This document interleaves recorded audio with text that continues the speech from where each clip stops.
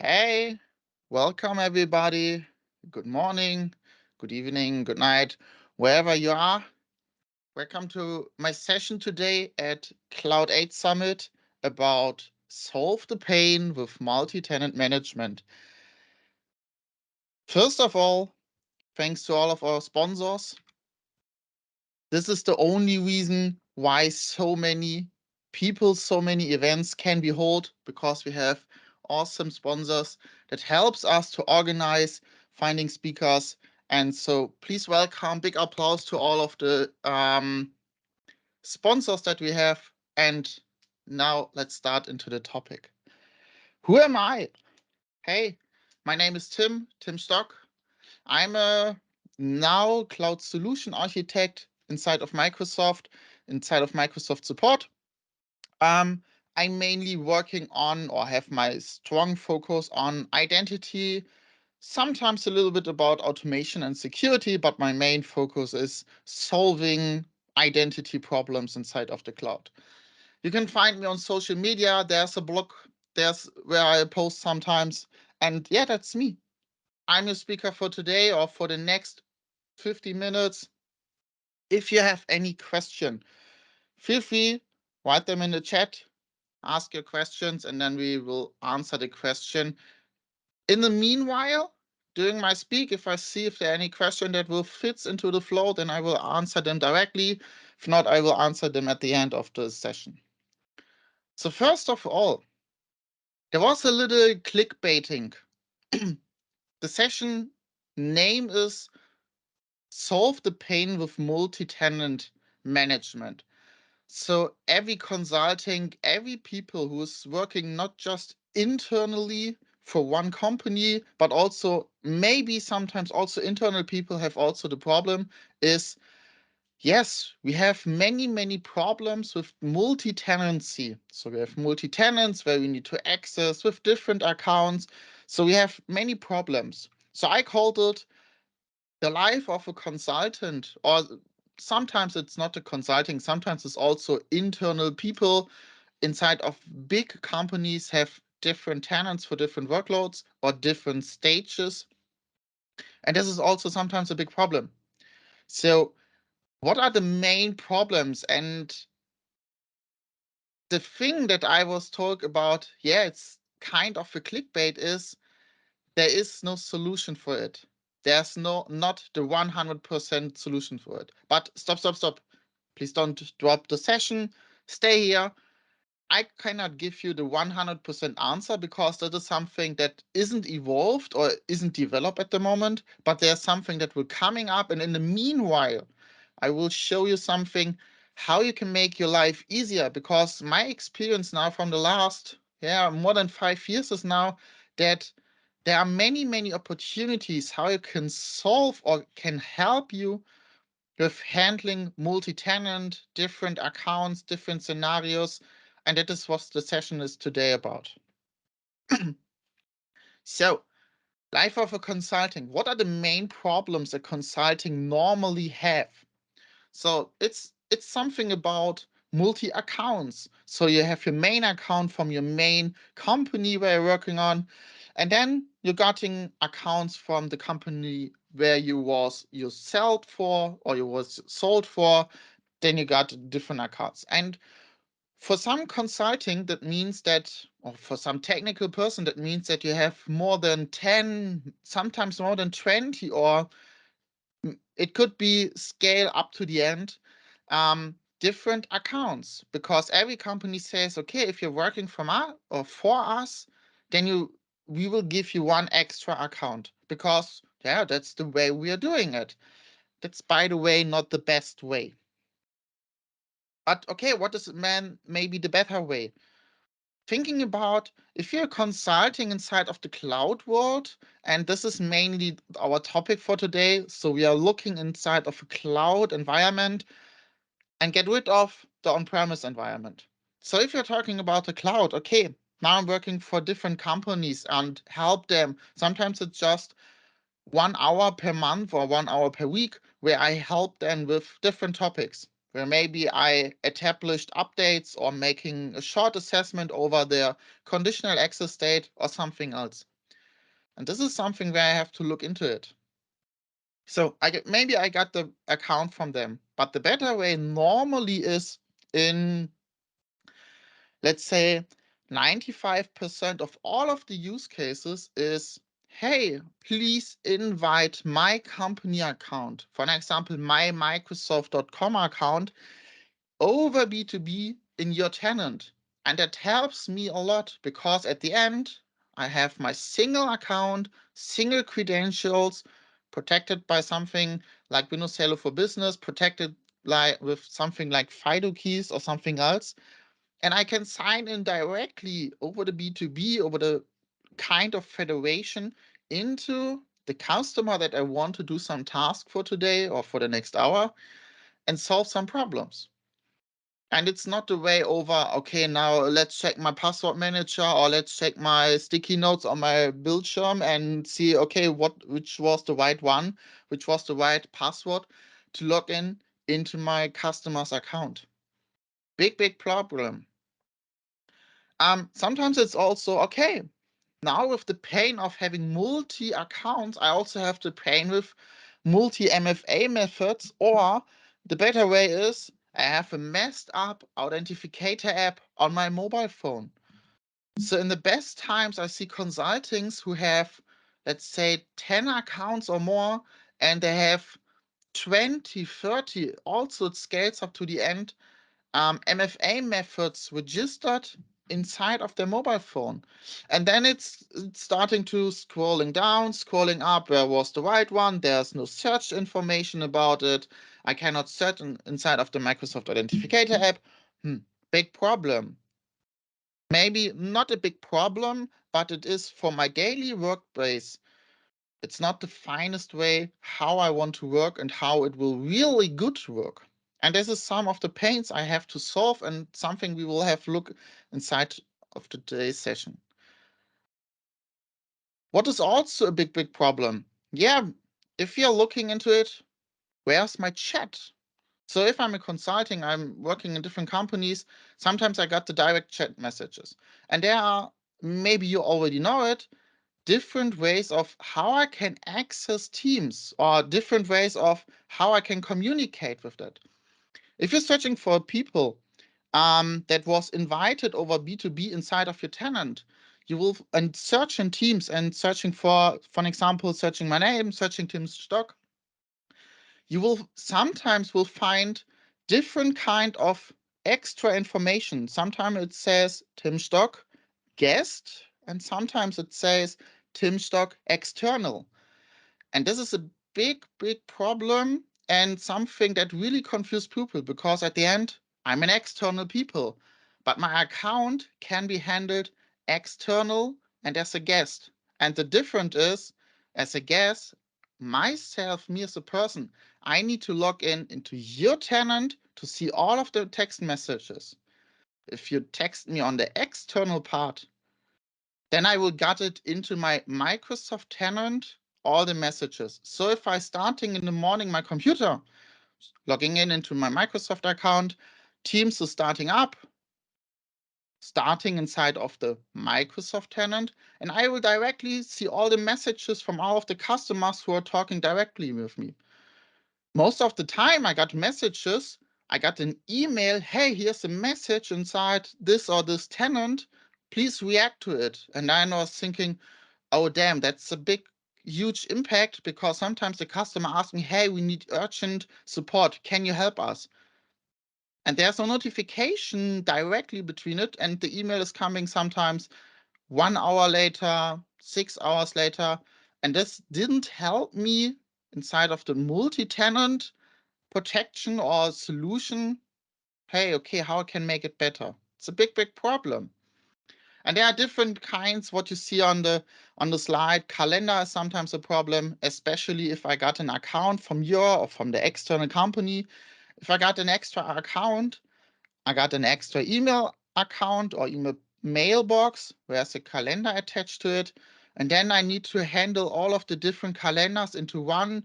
And sometimes there are policies that block me to enable the external account on my company computer to have the calendar directly attached to each other. And that's helps me. And then sometimes I forgot an invitation because it will send to my external account.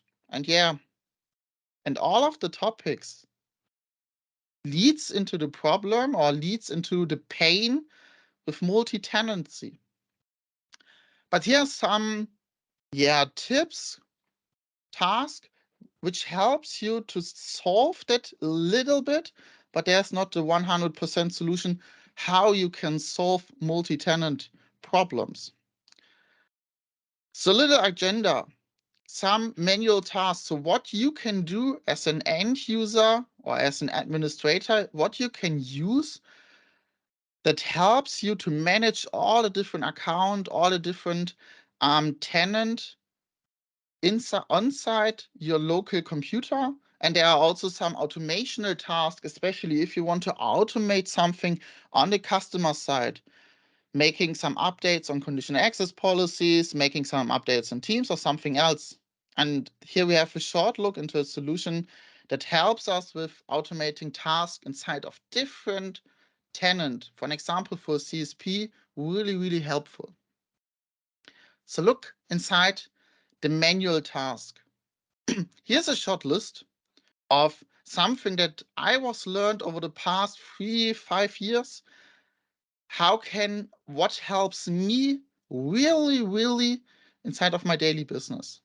So one of the first things is different edge profiles. So if you have a look in Edge, so let me quickly open my Edge browser. And if you look inside of the top right, so let's close all of this information, we didn't need it. If you have a look on the top right, there's a small picture. Many people think, oh, okay, it's a picture, it shows my personal account, okay, but there's something really, really important behind it.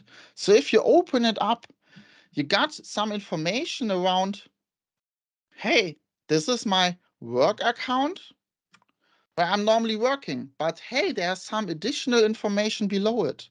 So there's my demo and there's my CanCloud admin. CanCloud admin is my personal environment where I have all of the access and all the topics that I want to daily work on it. And there's a demo environment where I can show something. But what does it mean now? It says that basically I have different edges, different edge profiles. So if you see my screen now for my Microsoft account, there are my internal task list, and there are also all around what I want to do next, my to-do, and so on. But then I switch to my demo environment. And hey, new edge profile spawning up, and there are no favorites. And where I can directly starting and say, okay, it's something like a clean browser. But also if I now want to go to the Azure portal, then I see something, hi, I can use different accounts to access my environment. Okay, now I need to enter my password. I will not do it now. But okay, there are different profiles, different background information, completely isolated from each other. And this is something that helps me over the time. I have one profile for each of my customers where I just focus on the one topic, working on this specific customers. So Edge Profiles helps me a lot, especially when it comes to single sign-on. I can enter my credentials, and then in the background, it can help me with single sign-on. So one of the pains that I have all the time with customers, entering my credentials again. Why? Okay, I open my password manager, copy and paste it in there. But if you do it 10 times in 1 hour, because you're switching maybe over different environments, it's really going on my nerves. I will not do it every time. And this is something that can help me. One other topic is domain hint.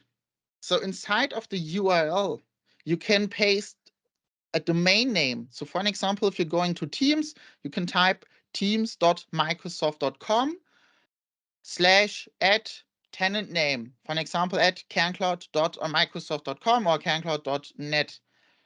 And this will lead Teams to say, hey, I will directly connect into a specific tenant. And now I can save this information inside of my different edge profiles. So for an example, if my company account, my Microsoft account, will be invited into different environments from the customers, then my normal startup is in the morning, open my edge, my company edge, and then opening Teams, for an example. But then it will lead me into the Microsoft tenant. But I will maybe needs to do some work inside of a customer, something like Contoso. Yeah, then I can go to the upper right inside of Teams, say switching tenants. But this is sometimes that I don't want to work on it. If I need to do it 10 times a day with 10 seconds and I have 100 seconds, that's not much, but that are 100 seconds over 100 days that I can spend with my family. So why cannot choose and why can I not work with this different topics? So the main hint, really use it. One hint to this domain hint, some portals inside of the Azure environment didn't respect it. So the Azure portal respected, Teams respected, but some portals like the admin.microsoft.com portal currently didn't respect this information if you are not a CSP. So if you're a CSP, you have a little bit more complex informations and is a little bit complex background, and some more features are also coming with that respecting the domain hint. But for normal users, it didn't respect. So the normal B2B didn't respect for these portals. Multiple Teams instance. That is something also, yes, opening Teams inside of the browser. But if you're searching inside of the internet, you will finding some hints that you can opening up Teams in different instances.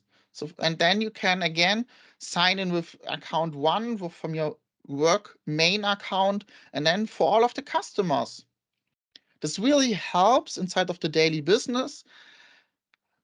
But if you're thinking about the performance of Teams, then it can be sometimes really stressful. Now, if you're spawning up 1, 2, 3 different instances, it will multiply the performance problems. So maybe not the best idea, but it can help with the daily business. If you have a high performance computer, yeah, why not go with that? Or my better solution would go inside of different edge profiles, which helps a lot.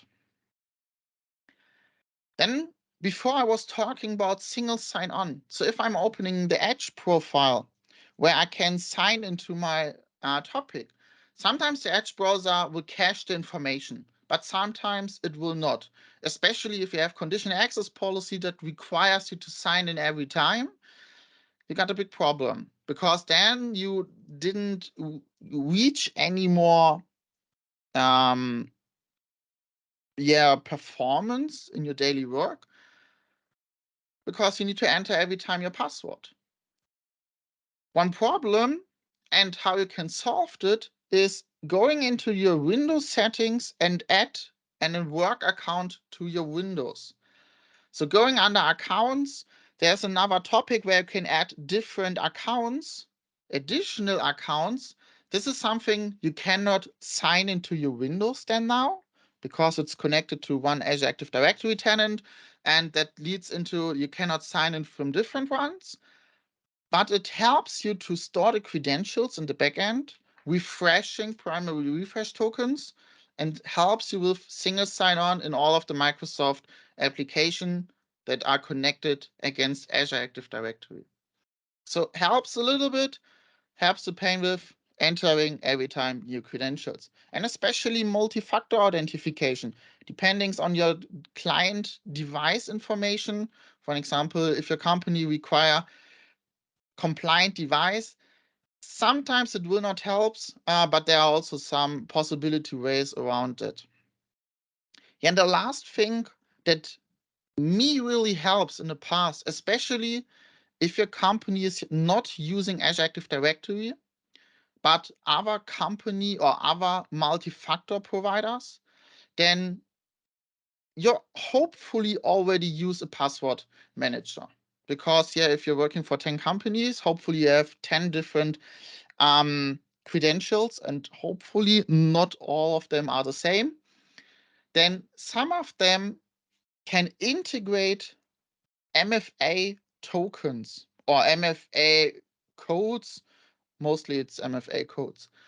But with that, it helps you to not open every time your mobile phone and unlock it. It's maybe not the 100% secure solution, but sometimes it's okay, especially if you are not global admin inside of a different tenants, then it can help you a little bit. For example, inside of 1Password, one of the biggest password managers, you can enable MFA on it, and this will help you with the extension side of the browser.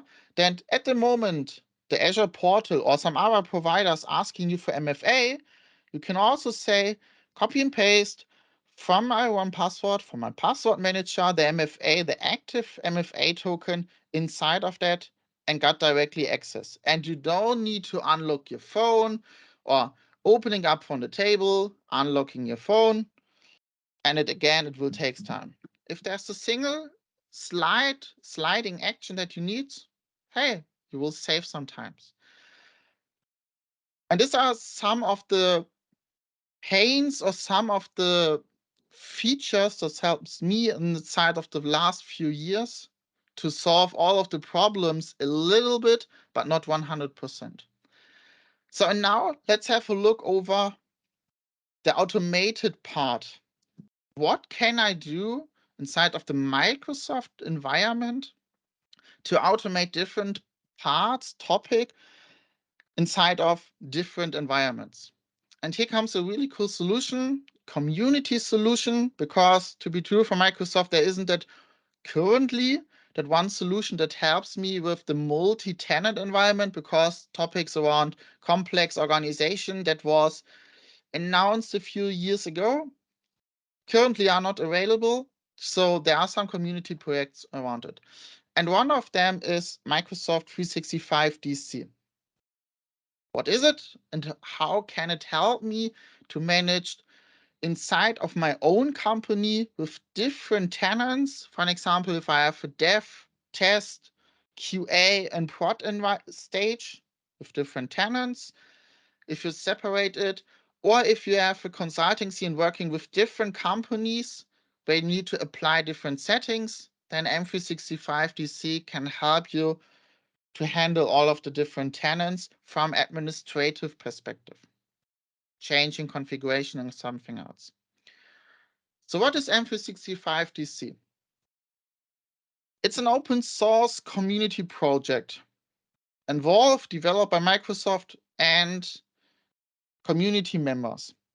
And the framework is the project is there to help you with all of the management inside of Microsoft 365. If you're thinking about, maybe you remember or maybe do you know biceps, ARM templates, or maybe Terraform that can manage at scale Azure resources. But there's the missing piece about M365, and this is currently, I believe, in most companies more involved than Azure resources, especially for small companies who are just using Teams or just using Exchange Online. Maybe there are often not really much Azure resources that needs to be handled. So what is the missing piece? And here comes M365 in place because it helps to manage all the M365 resources, to configure it, and to transport it into some really cool way to manage not only one tenant persistently, but only can apply one configuration to different tenant that you want to apply. But we will see later how it will works under the hood. And all of them is, we are working inside of the project. So I'm contributing also to this project, is we are working near to DevOps framework. So one of our main reasons to do it is we want to have all of the information inside of code. Configuration as code. Why?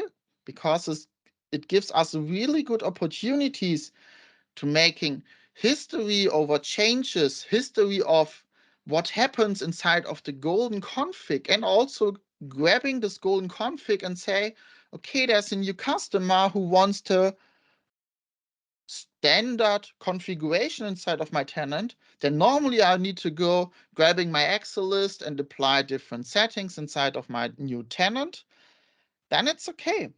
But it will again taking time. It wouldn't be cooler to say, okay, I developed my golden config that I will sold to my customers and say, yes, I need to deploy it.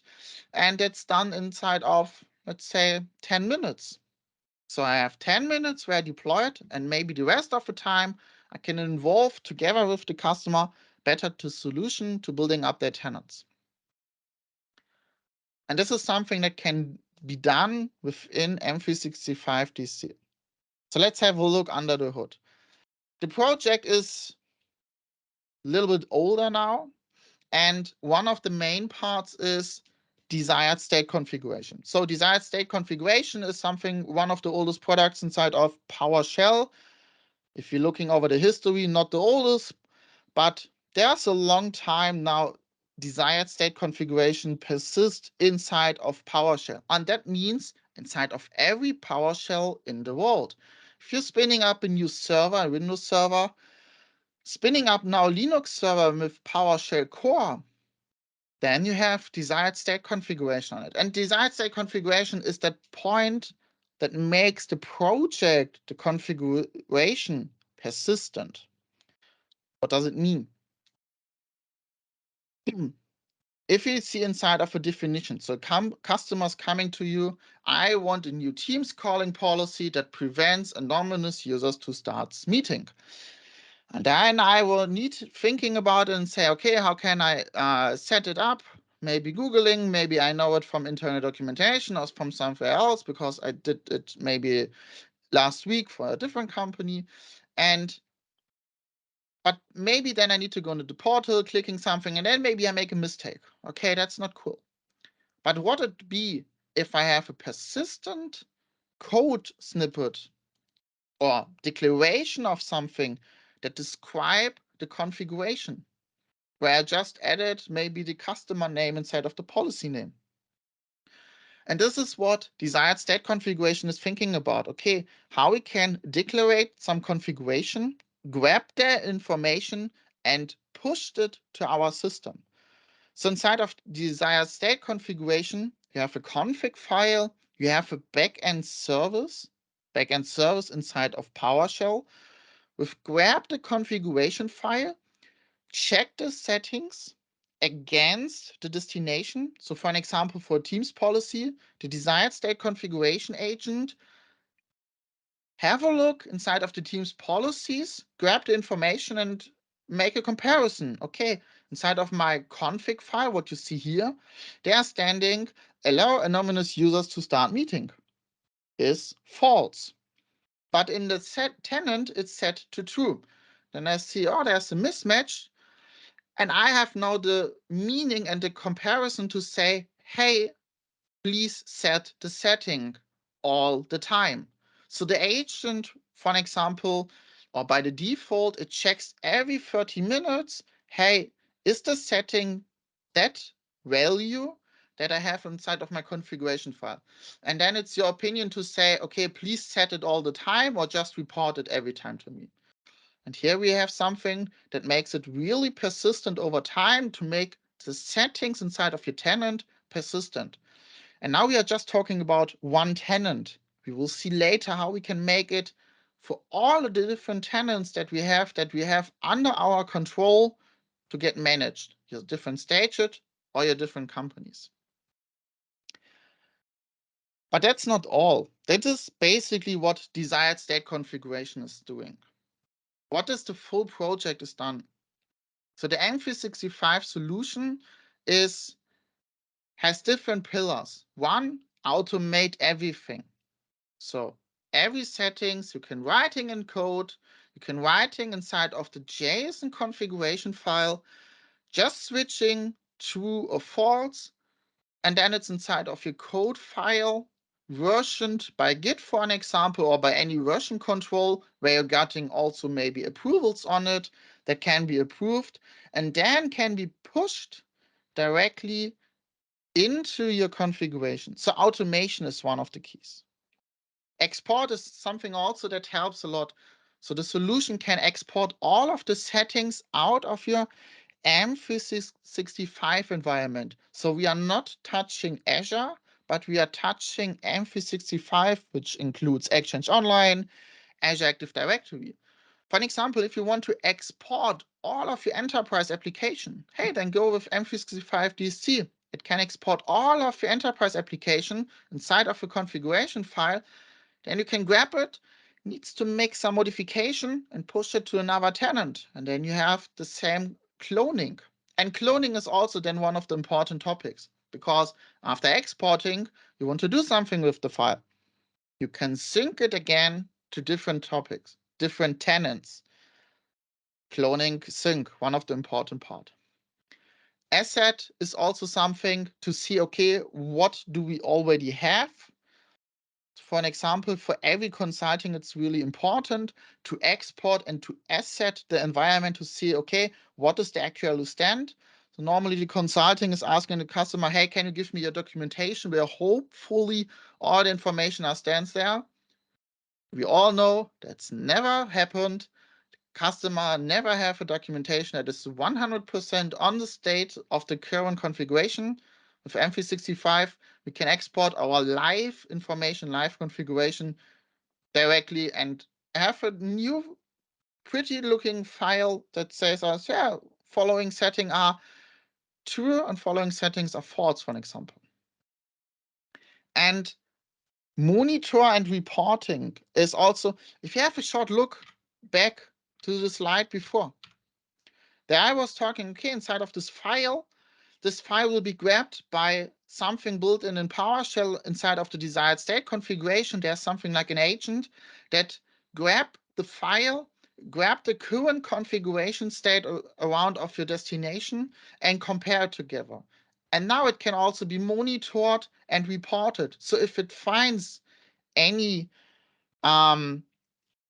differentiations between what is inside your config and what is inside your real-life config, your file and your tenant config, it can report to you and say, hey, stop, please.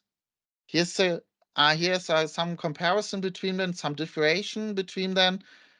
Please compare it, or please say, what is now my golden information that needs to be applied? And this also helps me over the time inside of my documentation, or I have opened a ticket, writing down the documentation to setting anonymous users to start meeting to true. But then after, let's say 1 year, I will check it again and see, oh, damn, why it's set to true. And then I'm searching through the logs. Hopefully I find, or hopefully I have all the logs collected from the last year to find which person and maybe also why, because I will then ask the person why it was changed back to a different solution or to a different value. And with M365 DSC, or also the desired state part of the program, is it will report you directly the next time it checks it. And this is normally after 30 minutes. So after 30 minutes, it gets the information and say, hey, there was something changed, please stop. Or please have an eye on it. Why it helps us inside of all of the processes and why it can help us with our multi-tenant problem. So we got more process and security increases, because basically what I see in the past is all of the people making mistakes. And this is just a normal way. That's okay. Everybody make mistakes. But this can lead inside of big problems if you needs to make every task manually on the keyboard with your mouse, leading into problems. Because, for an example, you developed something inside of the tenant, said, okay, for teams, now we have 10 policies that should be applied to all of my users. It's working fine. But then you're going into your production, your team leads or somebody else tells, yeah, please It's working as desired. Please set all of the policies inside of the new tenant, inside of our production tenant. And I'm starting, okay, typing on my clipboard, setting it all up. And then on the next day, my manager comes to me and says, hey, we got a big problem. Something didn't work. Why? Didn't you have make all of the 10 policies apply to the new tenant? And it was, yes, I did. But then I need to search around it. And then I maybe found out, oh, damn, inside of the 10 policies, I make a big mistake because I was missing to set one configuration point, because maybe I didn't scroll down to the end of the site, but there was something set completely different. Will leads into a security impact, because now my production has a problem that wasn't expected, because in development state or in QA state, it works as expected. With M365 DC, I apply one configuration to my Q&A environment. It works. And after some time, I say, hey, please apply the same configuration to my production environment. And this will help me as a person to say, it cannot be my fault now, because the settings are the same inside of the same configuration that will be applied. Then I'm safe at this moment. Yes, there could be also some backend problems with it, but normally, for me, it's easier to apply all of the settings to different tenants. So some of the process will be increasing, and also the security, because sometimes what I also see is the Azure portal looks for every tenant quite the same. Some different resources, but it looks always the same. And then I maybe log in the morning to my dev environment. I'm configuring something, then I'm going to my lunch break, coming back and want to start over, taking the work from the morning and say, okay, now I need to configure some additional topics.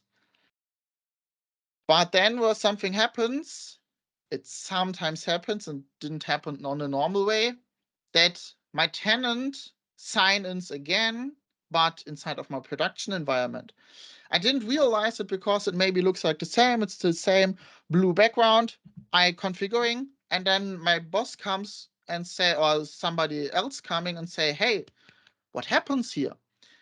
Yes, again, some problem because it will switch. I didn't realize it. Big problem. With M365 DC, it cannot happen because I have the one configuration file and I apply it to different topics over something called continuous integration and development, CI/CD. Continuous is for both of the words, which helps me to bring my configuration file into my different tenants and solved a little bit of the problems of multi-tenant management for M365.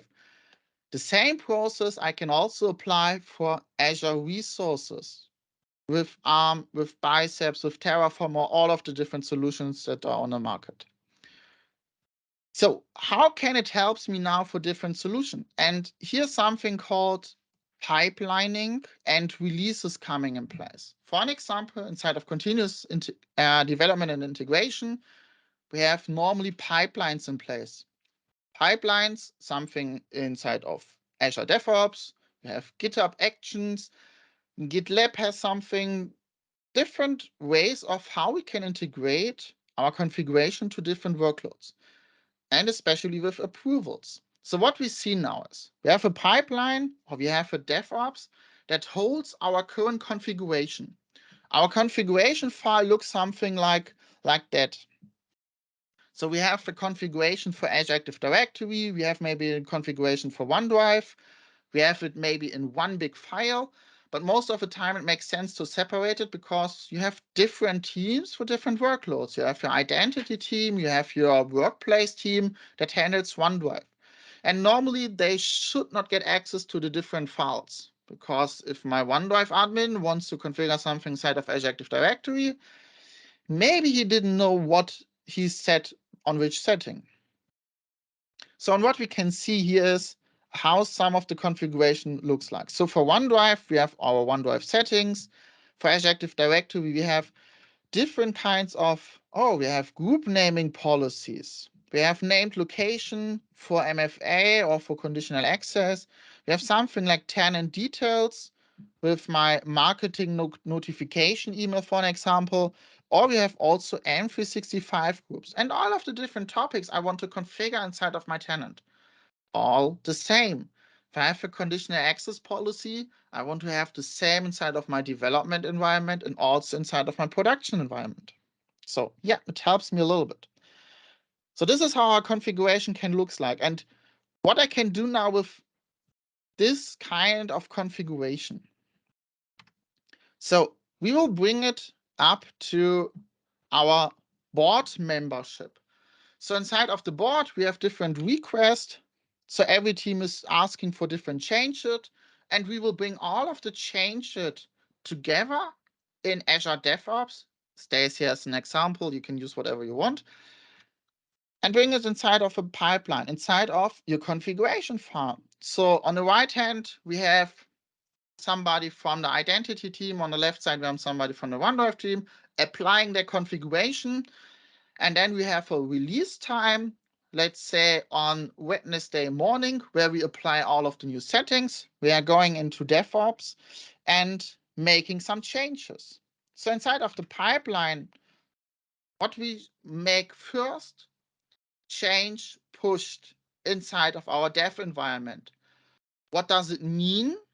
We change or we push all of our changes into the early stage tenant, which is just for development. We push the stages directly into the tenant.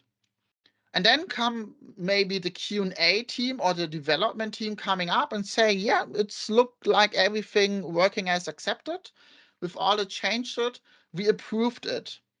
So now with the approval, the team, the development team, or somebody else inside of the company who has the mindset or have all the information to approve something, approve the setting and say, hey, your setting that you changed works accepted. Okay, cool.